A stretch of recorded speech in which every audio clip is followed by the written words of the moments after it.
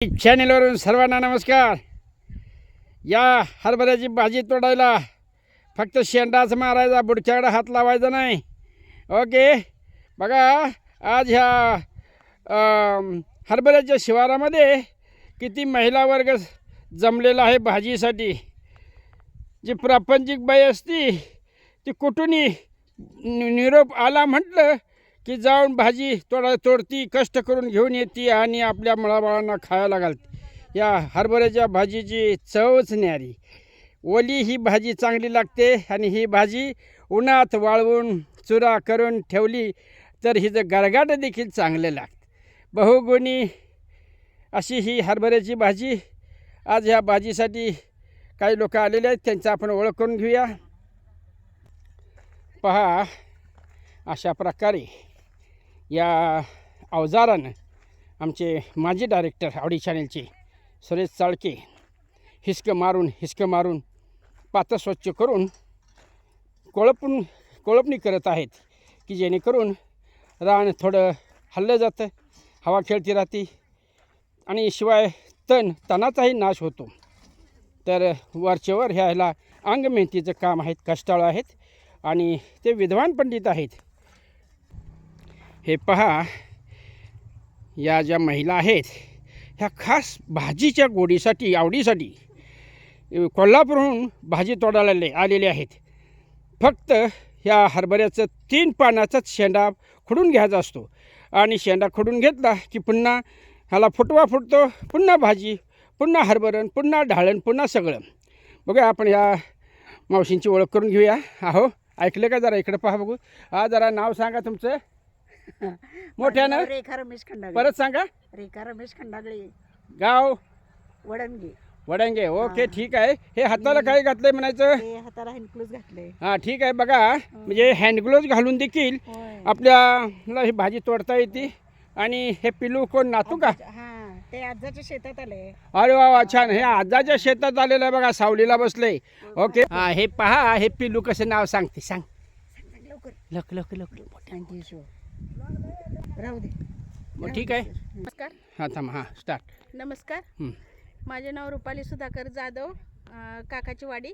मी महाराष्ट्र राज्य ग्रामीण जीवनोन्नती अभियानांतर्गत उमेद अभियानात मी कृषी सखी म्हणून काम करते. आज मी इथे आमच्या मामाच्या शेतात हरभऱ्याची भाजी खुडण्यासाठी आलेले आहे. तसेच हरभऱ्याची भाजीसाठी जीवामृत ह्या आपला सेंद्रिय शेतीसाठी जीवामृत किती महत्त्वाचं आहे त्याची त्यांना माहिती सांगितलेली आहे.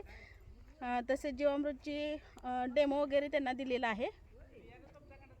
परत बियाणाही आम्ही शासनातर्फेच ह्यांना अनुदान प्राप्त करून दिलेलं आहे. तसेच त्यांना उमेद अभियानामध्ये सामील करून घेण्याची त्यांची इच्छा आहे. हे लक्षात घेता आम्ही त्यांनाही उमेद अभियानामध्ये आम्ही सामील करून घेत आहोत. ठीक आहे. मावशी सांगा. नमस्कार, मी मंगल संजय चाळके, राहणार बागणी, शिंदेमळा. ओके, ठीक आहे. रानात आली शेतात भाजी खुडायला. मला भाजी आवडते ही. आवडते. तर ह्या भाजीची काही जरा माहिती सांगता का मला? कशी आहे, काय आहे वगैरे, आयुर्वेदिक वगैरे? आयुर्वेदिक आहे, खरंच चांगली आहे आणि भाजी वाळवली का छान लागते. Okay, thank you. मंगल दत्तात्रय शिंदे. आम्ही मळ्यात राहतो, शिंदे मळा. आम्ही भाजी तोडण्यासाठी आलेलो आहोत आणि भाजी फार उपयोगी आहे. भाजी कोणत्या आजारावर जास्त उपयोगी आहे? महत्त्वाचा मुद्दा म्हणजे सांगा. कॅन्सरच्या आजारावर भाजी भरपूर प्रमाणात खावी. ओके, ठीक आहे. बघा, ह्या ताईनी आपणाला कॅन्सरवर जास्तीत जास्त ही जर का भाजी खाल्ली तर कॅन्सर हा नियंत्रणात राहतो, बरा होतो.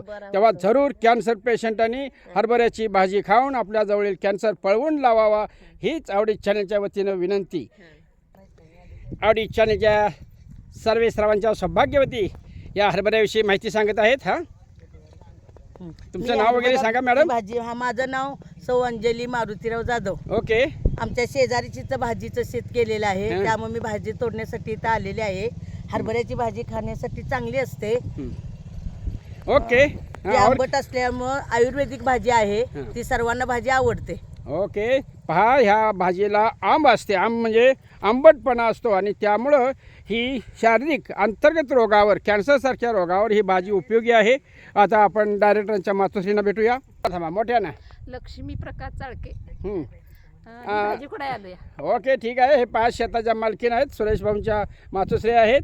ही सगळी लोक लांबून लांबून आलेले आहेत ह्या भाजीसाठी. तेव्हा या भाजीचं महत्त्व समजून घ्या आणि तुम्ही देखील भाजी खायला या आणि भाजी तोडायला या. अहो आमच्या डायरेक्टरच्या सौ कुठे गेल्या?